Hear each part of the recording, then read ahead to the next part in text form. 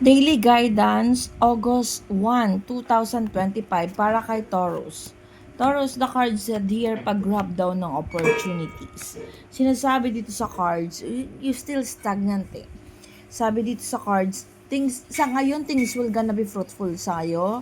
Things will gonna be okay sa araw na ito. But, kailangan matapos mo sa araw na ito yung mga bagay na dapat mong gawin. Kasi nakikita ko dito, may stagnancy. So, this card showing kasi na yung pag-grab daw ng opportunity mo sa araw na ito kasi may mga paparating sa iyo eh. May mga dapat kang gawin, may mga dapat kang tapusin, but kailangan ma-finish mo, magawan mo ng solusyon, magawa mo ng paraan yung mga bagay-bagay para makapag-move forward ka agad, no? Kasi nakikita ko dito, maaari kasing ma-stagnant ka at dahil doon mawawala ng guidance ng universe o magkaroon ng complicated, no? So, pilitin mo matapos yung mga bagay na dapat mong gawin, mapagdesisyonan mo yung mga dapat mong mapagdesisyonan sa araw na ito. Punta tayo kay Aries. Aries, the card said here, kailangan ng pagkilos at paggalaw sa araw na ito. This card showing magkakaroon daw ng kakayahan magbigay o tumulong, sabi dito sa cards. But you need to focus, wag daw mag-alinlangan. No, nakikita ko si dito, nagiging unsuccessful ang araw-araw mo kasi nakukulangan ka sa paggalaw. And then nakikita ko dito yung confused. Nakukonfuse sa mga bagay-bagay na kailangan mong gawin pero hindi mo nasasakatuparan. Punta tayo kay Aquarius. Aquarius, sabi dito, hindi ka daw mabibigo sa araw na ito. Kung may mga tao na, kung mayroon kang binabalak, something like na pag-apply to do something, sabi dito masusolusyonan mo, magagawan mo ng pamamaraan or matatapos mo. Sabi dito magiging masaya daw, no? Sabi dito yung mga actions na gagawin mo sa araw na ito ay magiging successful. So, Aquarius, tuloy-tuloy lang at grab ng mga opportunity paparating sa iyo sa araw na ito.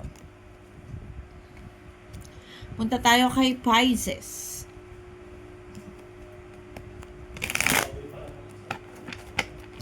Pisces, the card said here, new relationship or sabi dito pakikipagkasundo. Sabi dito sa cards, kung ikaw ay Pisces na single, maaaring makamit ka ng someone na talagang magkakaroon ng connection sa iyo sa araw na ito. Sinasabi din dito, you feel sometimes unsuccessful kasi ng mga past, but this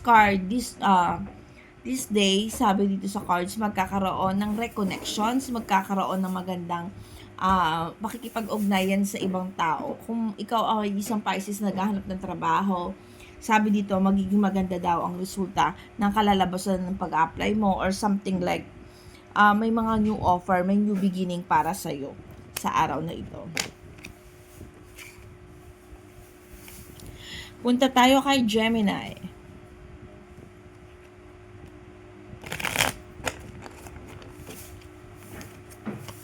Gemini, the card said dear unsuccessful. May mga bagay kasi na gusto mong gawin. May mga bagay kasi na kailangan mong gawin. Kaya lang, sa sobrang loaded mo, hindi mo alam kung ano yung uunahin mo. Nawawala ng new beginning. Lalo na pagdating sa finances or sa iyong career.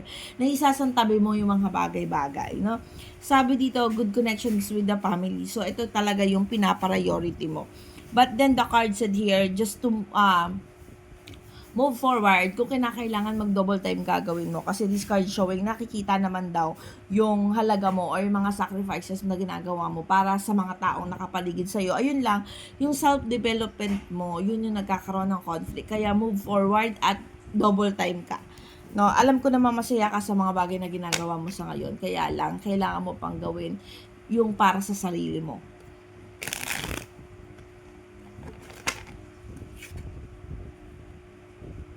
Pupunta tayo kay Scorpio. Scorpio, the pool ito na nakabaligtad. So, ibig sabihin, magkakaroon ng matalinong pagdidesisyon. Sabi dito sa cards, may mga bagay ka daw na inilalaban o determinado. Pero this time, sabi dito sa cards, kung hindi naman meant for you, alam kong tatanggapin mo yung katotohanan kasi may mga bagay ka rin dapat na sinusukuan. So, focus kung itong bagay na pinag-aaksayahan mo ng panahon is meant for you or hindi. Kasi this day, yung realization na makikita mo, yung realization na magmumulat sa isipan mo na ito ay mga bagay na para sa iyo o hindi. So, this card showing kasi na good decisions. Pagiging matalino sa pagdedesisyon sa araw na ito ang magaganap sa isang Scorpio. Punta tayo kay Capricorn.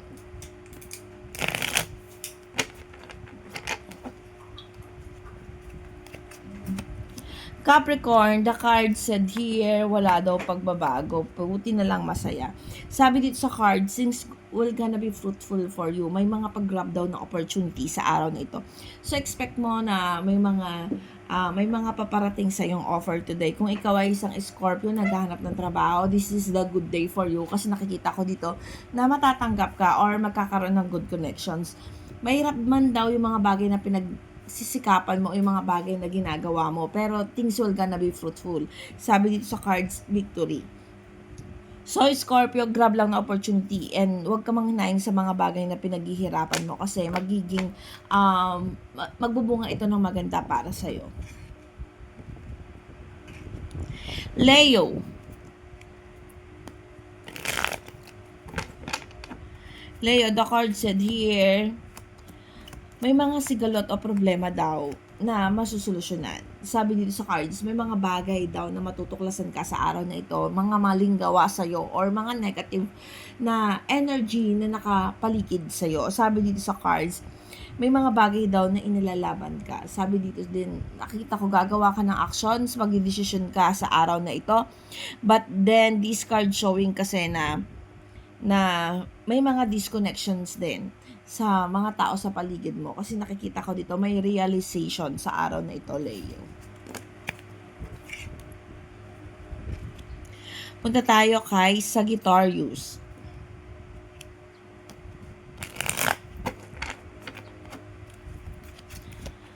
Sagittarius, nakikita ko dito, you need to check yung mga tao sa paligid mo kung mayroon pa bang pagbabago. Kasi nakikita ko sa araw na ito, parang makikita mo yung parang negativity ng mga taong mahalaga sa'yo. Nakikita ko dito, you're still happy kahit wala kang pagbabago. Sabi dito sa cards, things will gonna be fruitful for you. Kaya lang nakikita ko dito sa cards na may mga taong nagne-negative or sabihin natin nga yung parang paulit-ulit na lang. So, Sagittarius, wake up your mind today. Kasi ito yung nakikita ko na mag-grab ka ng mga opportunities. No? Kung ikaw yung Sagittarius na you are looking for answer or you are looking for something na kumbaga may mga bagay na nakakapagpagulo sa isipan mo. Ito yung realization din na makikita ko sa araw na ito. Kasi nakikita ko may mga nagne-negative. No? Avoid muna yung mga masasakit na salita kasi nakikita ko dito may mga disconnection sa mga taong mahalaga sa'yo, lalo na pag male version, no, pag lalaki. Kasi nakikita ko dito may nagne-negative. Although masaya ka, kaya lang hindi siya magiging complete yung whole day mo kasi nga nakikita ko dito may mga taong sisira sa araw mo, kaya medyo distansya, no? Kapag alam mo mainit or pag alam mong negative yung isang tao, lalo na pag lalaking version yun, wag ka nang makapag-continue, no? Para maiwasan yung complication o complicated na sitwasyon. Virgo, the magician ito, ang nakikita ko dito. Kung na-stagnant ka o walang solusyon sa mga problema mo, this day magagawan mo daw ng paraan yon.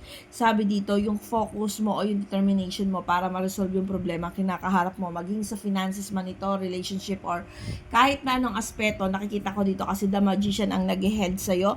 So, ang ibig sabihin nito, pag-solusyon sa mga problema kinakaharap mo ng mga past, this time, sabi masusolusyonan mo daw ng maayos at maganda. Papabor sa iyo yung tadhana, kumbaga ganon, Virgo. Sabi dito kasi nakita dito sa cards na nagsusumikap ka naman talaga na masolusyonan yung problema na yon. At this time, makikita mo yung ginawa mo o yung decision mo ay tama. Punta tayo kay Libra.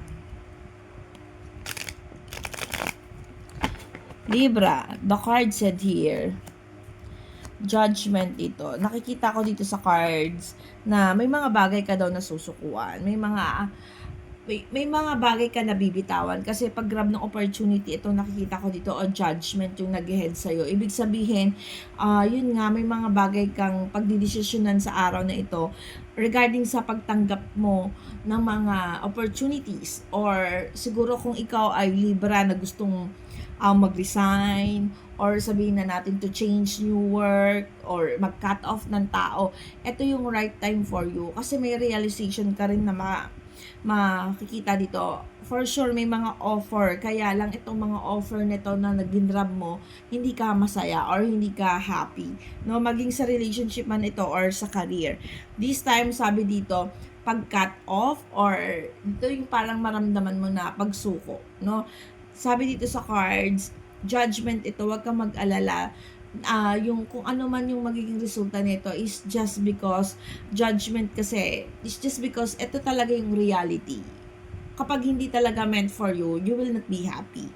No, Libra, this card showing kasi na kailangan i-cut off mo o bitawan mo or something like na hindi na natin pwedeng hawakan pa yung mga bagay na hindi naman naka-align sa atin or hindi naman na nakakapagpasaya sa atin. Cancer. Cancer, the card said here, this card showing hindi daw masisira yung mga bagay na pinaghirapan mo, Cancer. So kung ikaw ang isang Cancer na may mga bagay na ginagawa, ituloy mo lang. Sabi dito sa cards, hindi ka naman daw mabibigo sa actions na ginawa mo. Sabi dito yung mga betrayal or yung mga problema na kinakaharap mo susolusyonan sa araw na ito. So kung ikaw ay Cancer na magsusolusyon sa iyong finances, sa iyong love life, sabi dito, things will gonna be okay, things will gonna be fruitful. Sabi dito, magiging maayos daw yung pagdedesisyon na yon, no?